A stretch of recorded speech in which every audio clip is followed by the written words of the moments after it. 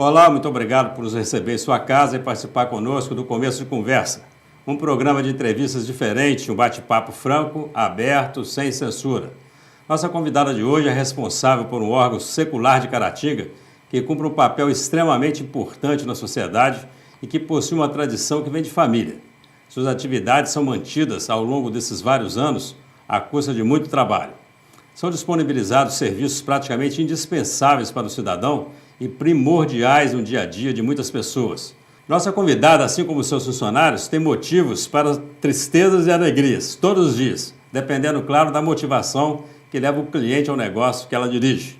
Ficou curioso? Vamos dar um rápido intervalo que eu te conto já já quem é. Não saia daí.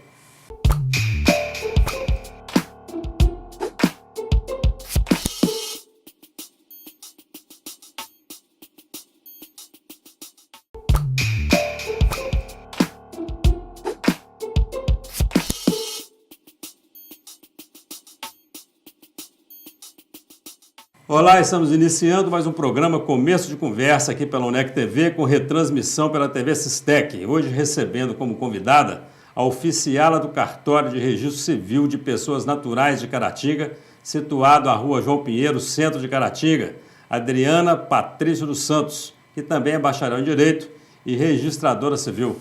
Adriana, tudo bem? Tudo ótimo. Muito obrigado pela presença aqui nos estúdios da UNEC TV. É uma satisfação muito grande recebê-la aqui. Eu que agradeço o convite, Eugênio, e fico honrada e feliz de estar aqui com você hoje. Na chamada ali do programa, nós falamos ali sobre tradição de família. Sim. O cartório ainda é assim? Quer dizer, é de pai para filho? Não, essa situação de tradição de família, ela foi só até 1988, que foi a época da Constituição de 1988, que alterou essa situação de ser um órgão que passava de pai para filho, ou seja, familiar. Com a Constituição de 88, os cartórios passaram a ser entregues como delegação por concurso público. Então, desde 1988, nós temos hoje os cartórios sendo transferidos por concurso público. E é uma delegação do serviço público para o particular através desse concurso. Muito bem. Mas até chegar no seu pai, era de... Sim, até chegar no meu pai era familiar. Mesmo porque o cartório já foi do meu bisavô e do meu bisavô foi transferido para o meu pai, Creso, e posteriormente, após o falecimento dele, eu assumi, mas já assumi numa era diferente, que foi após a Constituição de 88, já através do concurso público. Tá, e assumiu o cartório, Adriana?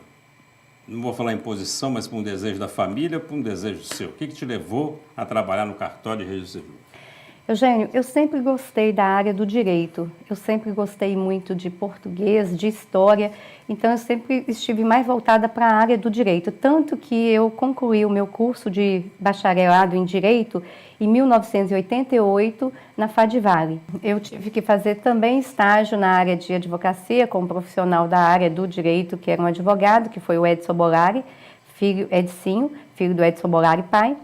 Mas eu também trabalhava no cartório, então eu tinha essa afinidade com o cartório e, devido ao falecimento do meu pai, eu acabei assumindo interinamente, gostava do que fazia e comecei a me apaixonar realmente em dirigir o cartório. Fiquei apaixonada por estar ali, pela profissão, é uma coisa que até hoje me dignifica, me alegra e me enobrece eu saber que eu estou realizando um serviço de grande importância social, eu documento as pessoas, eu crio uma sociedade capaz de a qualquer tempo ser reconhecida documentalmente. Isso, sim, é uma coisa muito bacana. Eu mexo todo dia com documentos. E funciona como um centro de documentação histórico até, né? Porque você chega lá, estou querendo uma informação de 100 anos atrás sobre um registro, sobre um óbito e vamos encontrar lá no seu cartório.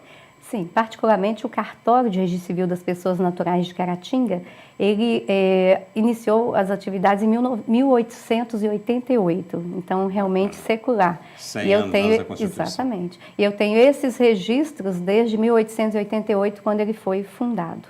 E eles estão impressos? Todos impressos. Impressos. Sim. Risco de enchente? problema com esse tipo? Não passou por isso, não? Sempre me preocupei. Tivemos 2 enchentes, né? Sim, sempre me preocupei em ficar em lugares altos, exatamente para preservar esse arquivo, que é um arquivo muito importante socialmente. Adriana, você é oficiala, é esse o título, né? Oficiala de registro? Na verdade, a minha profissão é registradora civil. O meu cargo é oficiala do Cartório de Registro Civil das Pessoas Naturais de Caratinga. E qual que é o papel do oficial ou da oficiala do cartório? Olha só, eu trabalho para oferecer às pessoas os documentos básicos e necessários para que elas possam exercer o seu direito à cidadania brasileira. Também ofereço ao Estado as estatísticas necessárias para os controles de natalidade, mortalidade e para qualquer projeto social que o Estado venha a realizar em favor, em prol da sociedade, em prol dos cidadãos brasileiros. Então, isso é muito bacana. E sobre gratuidade, é de fato gratuito o serviço de registro civil, quer dizer, de nascimento e de óbito no cartório, pelo cartório? É gratuito e é importante porque essa gratuidade veio inibir o subregistro. Às vezes as pessoas deixavam de registrar as crianças porque não tinham condição financeira e com isso existia uma taxa muito grande de subregistro no Brasil. Com a gratuidade do nascimento, do registro de nascimento, esse índice diminuiu de forma total, praticamente, foi totalmente inibido. E hoje as crianças estão realmente sendo registradas porque existe a gratuidade, elas sabem que existe essa facilidade e a partir daí a criança com esse documento, que é o registro de nascimento, a certidão de nascimento, ela começa assim a ser cidadã brasileira e exercer o seu direito à cidadania brasileira. Com o registro e com a certidão de nascimento, a criança passa a exercer o direito dela à cidadania brasileira e o governo oferecer os projetos sociais para ela desenvolver mesmo nessa cidadania brasileira, ela exercer o que ela precisa. Mas eu tenho uma dúvida sobre isso. Sim. Assim, como passagem de ônibus. Eu sempre falei o seguinte, que o governo fala idosos não pagam mais passagem. Mas a empresa de ônibus, ela não recebe isso do governo, não. O governo determinou a gratuidade, mas quem está pagando a conta é a empresa de ônibus. Nosso tempo está acabando, o diretor já falou ali, você vai responder isso no segundo bloco, nós vamos iniciar respondendo isso. E o cartório, quando o governo fala, o registro civil é de graça, o óbito é de graça, quem é que está pagando isso para o cartório? Ou o cartório é que está cedendo isso para o cidadão às suas custas? Nós vamos para um rápido intervalo, não saia daí, nós voltamos já já, nós estamos numa entrevista muito interessante com a doutora Adriana Patrício, ela que é oficiala do Cartório de Registro Civil de Pessoas Naturais de Caratinga. Não saia daí, nós voltamos já já.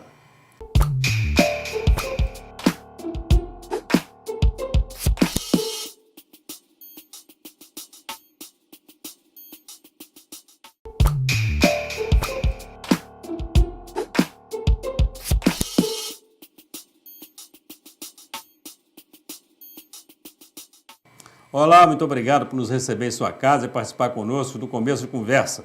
Você que está chegando aí agora, você terá a oportunidade de acompanhar o segundo bloco de uma entrevista muito especial com a doutora Adriana Patrício, ela que é oficial do Cartório de Registro Civil de Pessoas Naturais de Caratinga.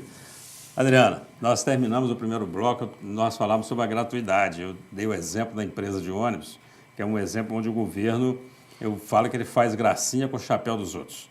Então ele fala que a empresa de ônibus não vai cobrar mais do idoso, mas não fala quem paga a conta, e quem paga a conta é a própria empresa. Na gratuidade do registro de nascimento e de óbito, como é que acontece? Vocês recebem uma verba do governo para isso? Não. Na verdade, essa gratuidade foi instituída em 1996 e o início dela foi um pouco sofrido para o registrador civil. Aqueles que têm só atribuição de registro civil, que tem cartórios que têm também atribuição de notas. Mas o registrador civil puro ficou um pouco sofrido com essa situação da gratuidade de início. De 96 até 2004, que foi quando foi criado a lei que estabeleceu a compensação pelos atos gratuitos, realmente nós passamos por uma situação muito difícil. Nós tivemos que pagar praticamente 56% do nosso serviço, nós tivemos que investir na gratuidade. Então, nós trabalhávamos com 44% do ganho que a gente teria normalmente. Então, assim, representou muito. E nós precisávamos, naquela época, de realmente estabelecer uma lei que criasse um fundo para a compensação dessa gratuidade. Não é o governo que paga essa gratuidade, Eugênio. Quem paga essa gratuidade são os próprios cartórios. E, através do serviço que nós fazemos, através da taxa de fiscalização que é paga pelo registrador civil, pelo notário e pelo registrador de imóvel. Então, por todos os órgãos e todos os colegas da classe de cartório, com essa taxa de fiscalização, tirou-se um percentual, ela ia toda para o Estado, tiramos um percentual e destinamos esse percentual para um fundo que pagaria a gratuidade do registro civil. Então, a partir de 2004, nós começamos devagar, ainda sofridos, recebendo 20 centavos por cada ato feito, que não era nada, praticamente nada.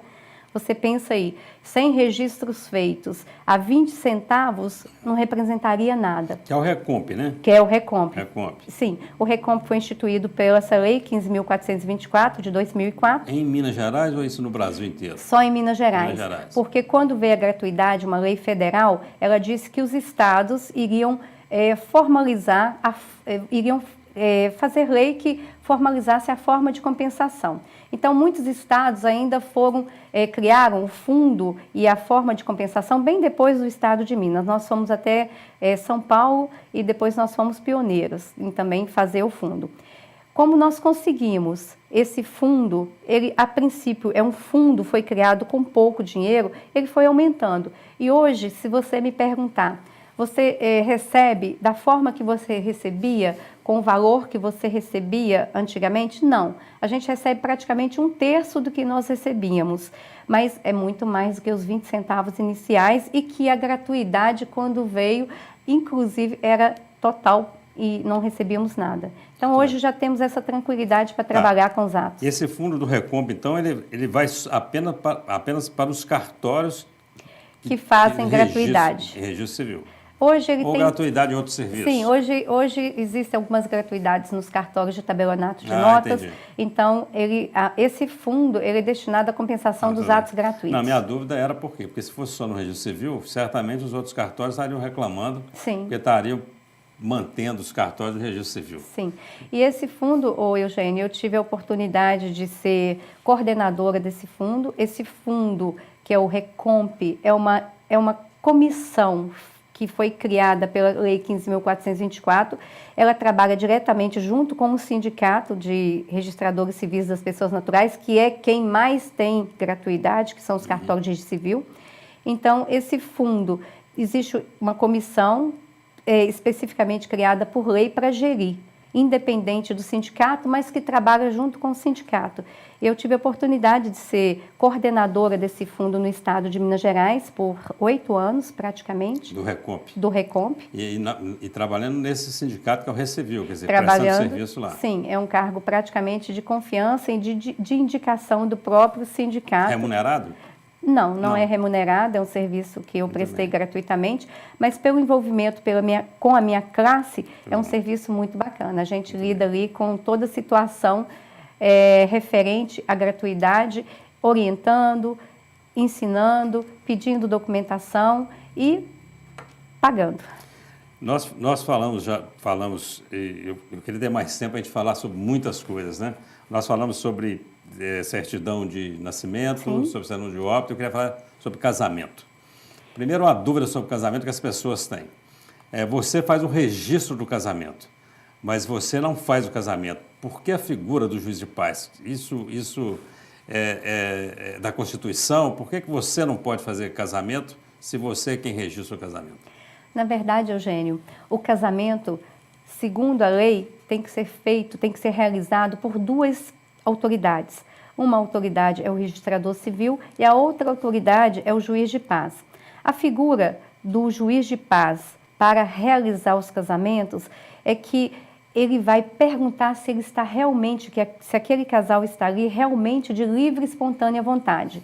E eu, como registradora civil ou o registrador civil, ele receber pelo casamento e perguntar se está ali de livre e espontânea vontade, ficaria meio dúbio essa questão. Então, a gente precisa da figura do juiz de paz para estar acompanhando e vendo se realmente aquele casal está ali de livre e espontânea vontade, exercendo o direito dele de querer iniciar uma família legalmente constituída. Então, nós precisamos dessa figura do juiz de paz. Muito bem. O registrador civil, ou oficial de cartório, vamos chamar assim, que é melhor, ele atua por concurso público. Sim. A partir da determinação da Constituição de 88. De 1988. Muito bem. E o juiz de paz, eu sei que teve as funções completamente alteradas, né? Porque o juiz de paz já foi uma autoridade muito grande na cidade, ele fazia quase de tudo, né? Certo. E quem é que indica ou que autoriza alguém a funcionar como juiz de paz? Na verdade, Eugênio, você é um juiz de paz, certo? E é nomeado para exercer o cargo de juiz de paz nos casamentos do Cartório de Registro Civil das Pessoas Naturais de Caratinga. Bom, o cargo de juiz de paz era um cargo político antigamente. A partir de 1988, mas era um cargo político não formal, não formalizado. A partir da Constituição de 1988, foi estabelecido que o juiz de paz seria eleito em eleições municipais e que lei posterior regulamentaria a forma de eleição. Só que essa lei posterior, ela não foi feita, então não foi regulamentada a forma de eleição dos juízes de paz. E, na verdade, também, eu não sei, o Estado talvez não quis criar uma lei estabelecendo um cargo de juiz de paz com remuneração pelos cofres públicos para exatamente não onerar mais o cidadão? É uma pergunta que eu faço e talvez uma afirmação.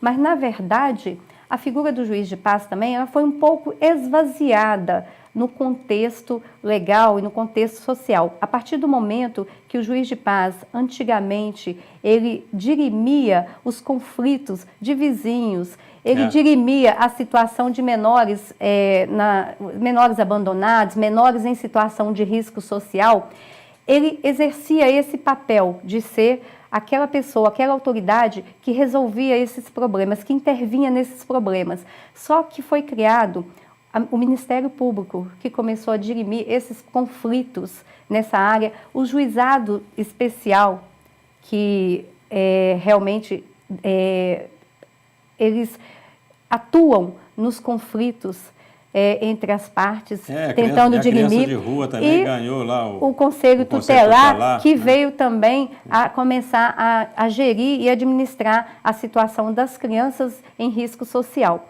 Então, como foi um pouco esvaziado, eu não sei qual é o motivo que o legislador não quis fazer a lei que estabelecesse a forma de eleição como a Constituição de 88 prevê. Porque o cartório de registro civil precisa da figura do juiz de paz, o que foi orientado? Que esses juízes de paz fossem nomeados para exercer a figura de juiz de paz nos atos do casamento civil. Mas essa nomeação é só para o exercício da autoridade do juiz de paz no ato do casamento civil, por enquanto. Quem ainda detém aquela aquela nomeação antiga para juiz de paz, ele continua também só exercendo a figura, ele só continua no exercício de juiz de paz nos casamentos, porque aquilo que eu te falei foi esvaziado um pouco a função, mas a importância não. Eu acho que é muito importante. O interessante, né, você falou aí que eu sou juiz de paz, né, e sou mesmo com prazer, e o interessante disso é que, assim, quando você frequenta o cartório, você percebe assim, a diferença que tem entre o que as pessoas costumam pensar no cartório e da funcionalidade do cartório. Quando você fala em cartório, as pessoas pensam que é uma coisa pesada, um clima quase que uma penumbra, uns livros muito grandes. Só carimbos. Só carimbos, né? E você chega no cartório de registro civil e é outro clima, um clima bacana, o pessoal lá moderno, tudo, muita tecnologia, né? Eu perguntei sobre os registros, esses registros de 100 anos estão lá no livro. Hoje, você certamente ainda deve fazer algum registro em livro, mas certamente os registros modernos estão todos dentro do computador. Sim, hoje não existe mais Nem tem mais registro manual. Não existe. Estão todos E assim, hoje também, Eugênio, às vezes as pessoas não entendem a exigência de documentação. Antigamente se fazia um registro pela informação e às vezes a informação ela deixava muito a desejar. Quando se perguntava nome dos avós, a pessoa virava assim, meu sogro chama-se, o apelido do meu sogro é Tião, coloca aí Sebastião. Mas às vezes não era só Sebastião, era Sebastião, põe Sebastião e põe o nome, Sebastião de Almeida. Às vezes o nome do sogro era Sebastião José de Almeida. Está aí o erro no registro da criança, que o avô paterno ou o avô materno ficou com o nome errado, porque era informação. Hoje nós precisamos de documento exatamente para poder seguir o princípio, e é muito importante, da continuidade registrária, porque eu vou ter que fazer com que o seu registro, ou o registro da criança, obedeça o que está no registro do pai ou no registro dos avós. Então, essa continuidade registrária evita que, para frente, existam erros dentro do registro que não reconheçam aquela criança na entidade familiar que ela pertence. E que ainda vão causar problemas futuros, né? Nós vamos para um rápido intervalo, nós voltamos já, não saia daí, nós estamos falando com a doutora Adriana Patrício, ela que é oficial do Cartório de Registro Civil de Pessoas Naturais de Caratinga. Nós voltamos já.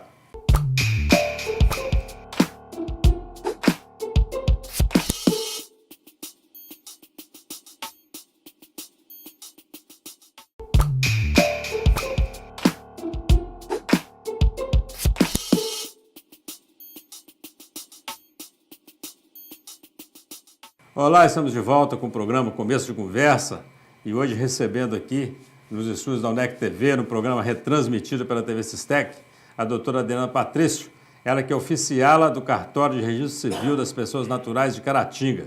Doutora Adriana, nós estávamos falando sobre registros, sobre nomes. Eu tenho um conhecido meu que eu chamo de Marcelo, e ele fala que se chama Gilson, e o registro de nascimento dele está escrito Marcelo Digo Gilson de Oliveira.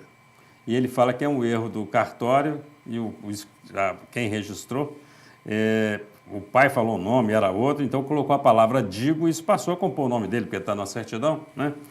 Acontece de chegar nomes estranhos lá no seu cartório? Sim. Essa situação, hoje, Eugênio, ela seria resolvida através da retificação. Realmente, eles colocavam assim, era uma prática antiga, o Digo, mas incorporou, ficou lá no lugar do nome, então passou a compor o nome da pessoa. Hoje é resolvido com a retificação. Nós temos a figura da retificação administrativa e da retificação judicial. A pessoa pode procurar pelos dois jeitos, o jeito que for mais viável para ela e que for solucionado. Com relação a nomes bizarros e extravagantes, a lei também estabeleceu, na verdade nem é lei, nós temos uma determinação, um provimento que estabelece que o registrador civil, ele pode inibir o registro de nomes que coloquem a pessoa numa situação bizarra, nomes extravagantes que vão deixar a pessoa numa situação vexatória. Então, nós temos hoje a obrigação de verificar se o nome é um nome que pode ser registrado ou se o nome é um nome bizarro ou extravagante. E a gente... Que vai servir, inclusive, de bullying, né? Mais à frente para a pessoa. E a gente hoje, a gente ainda recebe, se você virar para mim e falar assim, qual que é um nome bizarro e extravagante? Bom, tem nomes que realmente são bizarros e extravagantes e tem nomes que não podem ser registrados. Eu fui procurada há um tempo atrás, há uns 5 anos, para registrar Leviatã. Leviatã na Bíblia é um demônio. Então, a pessoa nem sabe o que ela está pedindo, acha que é bacana e quer registrar. É um demônio da Bíblia. Eu falei assim, olha, não posso registrar porque aqui, biblicamente, esse nome não é um nome que vai deixar a sua criança numa situação confortável para frente. Temos nomes também extravagantes, mas tranquilos, entre aspas. Uma pessoa me procurou para registrar filha com o nome de Adinanref.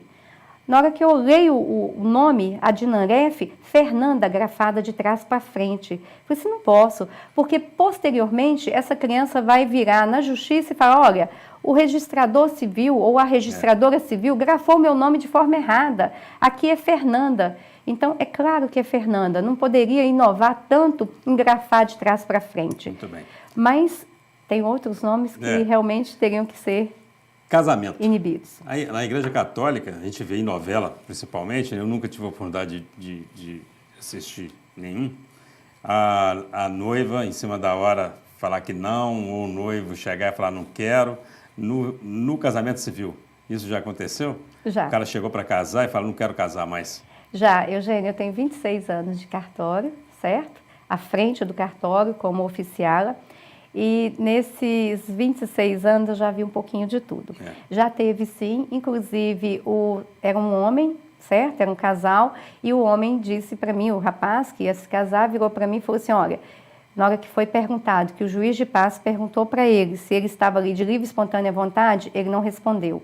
Foi perguntado 3 vezes. Na terceira vez ele disse, eu estou aqui, mas os irmãos e os familiares dela estão lá fora, armados, para que eu case.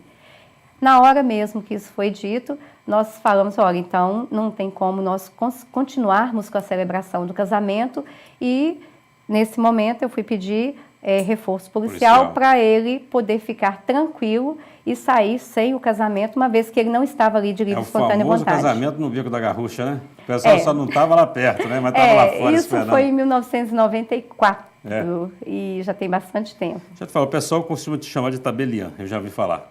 Tabelião. Qual a diferença de tabelião e registrador civil? Na verdade, eu nunca fui tabeliã, certo? Eu sou registradora civil.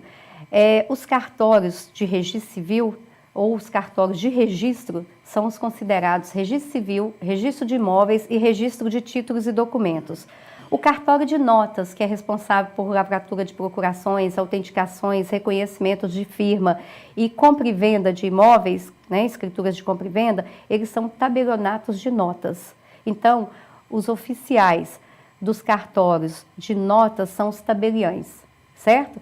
Mas, na verdade, Eugênio, essa confusão se dá porque o registrador civil de uma localização, de uma localidade muito pequena, ele não consegue, só com o registro civil, obter a subsistência do próprio negócio. Então, ele tem anexo de notas. Então, ele é registrador civil com anexo de notas.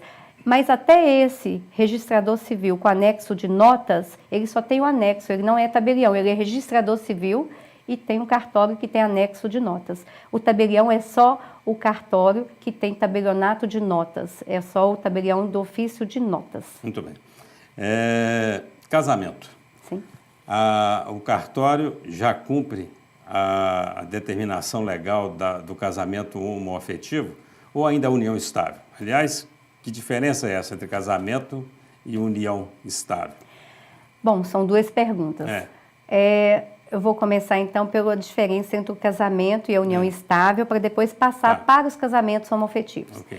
O casamento civil, ele estabelece o vínculo que constitui a família reconhecida, legalmente documentada. A união estável, ela se estabelece a partir do momento que aquele casal, não importa se casal hetero ou homoafetivo, estão morando juntos com o intuito de sociedade familiar, mas sem a legalização através do registro daquele casamento, sem a criação do casamento. Ela já existe pelo que está acontecendo, é isso? Sim, mas sem a formalidade do casamento reconhecido legalmente. Muito bem. Certo? Então, o casamento homoafetivo está previsto na lei federal, quer dizer... Não, na Brasil, verdade, o casamento homoafetivo, ele é um direito reconhecido porque nenhum cidadão pode ser discriminado, certo? Então, não existe a lei federal dizendo que tem que haver o casamento homoafetivo. Mas acontece que o direito hoje, ele tem que ser exercido de forma igual por qualquer pessoa. Então, não há mais como conceber um casamento hetero sem conceber que existe um outro tipo de entidade familiar que é a entidade familiar composta por pessoas do mesmo sexo. Tá. Então, nós temos que dar esse reconhecimento, se as pessoas assim quiserem, nós vamos reconhecer a entidade familiar legalmente através do O casamento. seu cartório já realizou casamentos Sim, aqui? nós já realizamos vários. E funcionários, viram isso bem? Quer dizer, na verdade, eu sei que a lei até os obriga a fazer. Mas você percebeu alguma dificuldade por parte dos funcionários em entender esse tipo de casamento? Não, tranquilo? Eu estou pensando mais na questão do preconceito mesmo. Eugênio, na verdade, não tem por que ter o preconceito. Quem estabelece o tipo de família são as pessoas que assim o fazem. Então, nós não temos que entrar no mérito da decisão das pessoas que estão nos procurando. Nós temos que formalizar a vontade dessas pessoas. Então, essa situação de preconceito hoje, ela tem que ser dirimida de outra forma, tem que ser dirimida da forma do direito, ou seja, não tem que preconceber uma coisa que é direito, então tem que exercer o direito, fazer com que o direito da pessoa seja exercido e não preconceber nada. Eu já vi algumas pessoas chamaram de Adriana Patrícia, você sabe disso? Sim, mas porque... É porque faz confusão com o sobrenome. Patrício é um sobrenome de família? Patrício é o meu sobrenome de família Creso paterno. Patrício é seu pai? Creso Rodrigues Patrício era o meu pai. Qual a importância desse homem na sua vida, na sua profissão? Sua relação com ele boa? Sim, meu pai era uma figura muito forte e foi uma figura muito forte na minha vida. Tanto que hoje, assim, eu digo que ele era um homem moderno, era um homem que tinha uma visão muito além do que a vida era antigamente. Meu pai morreu em 90, muito novo, com 49 anos. Meu pai é natural de Caratinga, ele nasceu em Caratinga, certo? E o que acontece? Ele era um homem que tinha uma visão das coisas muito diferente.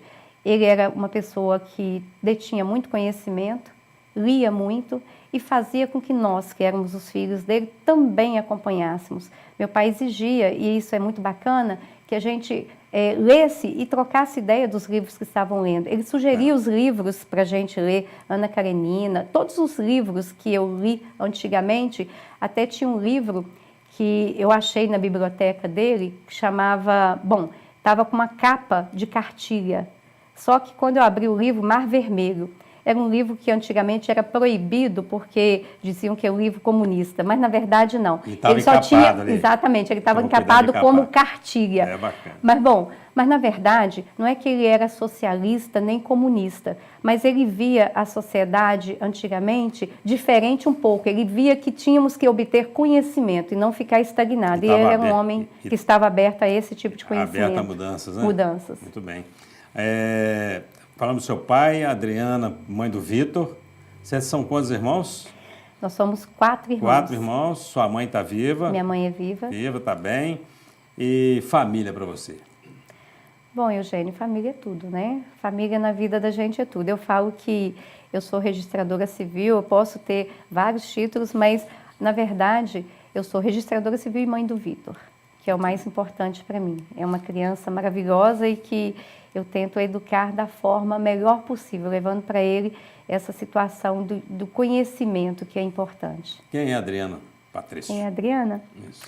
Bom, a Adriana é uma pessoa que, a partir do momento que você passa a conhecer, ela é tímida nos assuntos pessoais, resolvida nos assuntos profissionais, não tem nada que a iniba com relação a assuntos profissionais, mas na vida particular é tímida, reservada, e às vezes as pessoas olham na rua e falam, olha, muito arrumada e não faz nada, muito pelo contrário, é aquilo que você já viu dentro do cartório. As atribuições são muitas e não tenho tempo para ficar divagando com futilidades, mas também não deixo de ser uma mulher que gosta de salão, que gosta de se arranjar, que gosta de ser mulher. Então, tem os dois lados, o profissional e o lado feminino, e o lado racional, que eu falo também, que é o lado que tem que, não prevalece, mas que tem que ser um lado forte para resolver todas as situações profissionais e práticas.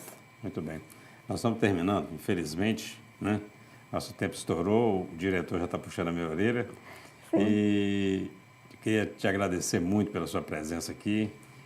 deixar a Câmara da UNEC TV agora à sua disposição para suas considerações finais. Fique à vontade. Bom, Eugênio, eu agradeço. Eu também não falei tudo que eu gostaria de falar, porque eu acho que ser registradora civil tem muito mais coisas que eu poderia oferecer de assuntos. Tinha os assuntos que eu gostaria também de falar sobre o registro de nascimento, que são os registros que vão surgir agora com paternidades e maternidades afetivas, mas isso a gente conversa de uma outra oportunidade. Tem a unidade interligada de registro civil que poderia ser criada dentro do hospital, que eu estou tentando criar essa unidade interligada, que eu registraria as crianças dentro da própria unidade hospitalar, maternidade, mas a gente conversa sobre isso uma outra oportunidade, se houver, e eu agradeço a você a oportunidade de estar aqui, a oportunidade de transmitir algumas situações da minha vida prática, profissional e da minha vida pessoal, e você, como amigo que como juiz de paz, eu sei do seu carinho, da sua intenção de mostrar o que é, na verdade, o cartório de registro civil e do que é, na verdade, o serviço que nós oferecemos para a população também ter conhecimento do que ela pode obter dentro de um cartório. Te agradeço. Muito bem. Um assunto que é muito importante, né? Um tema que é muito relevante, o serviço é essencial. E a gente precisaria de outro programa para gravar sobre isso mesmo, não vai faltar oportunidade. E assim que entrar esse registro que você se referiu aí, que é o registro feito lá na maternidade, não é isso? Sim. Aliás, eu vou ter uma dúvida rapidinho antes do programa terminar, mesmo que o diretor puxe a minha orelha, continua ainda prevalecendo, quer dizer, o pai tem que pegar aquele papel na maternidade, ir lá no cartório, levar e falar, eu sou o pai. E para registrar, ou hoje a mulher chega e fala, eu quero registrar esse filho aqui é do Eugênio.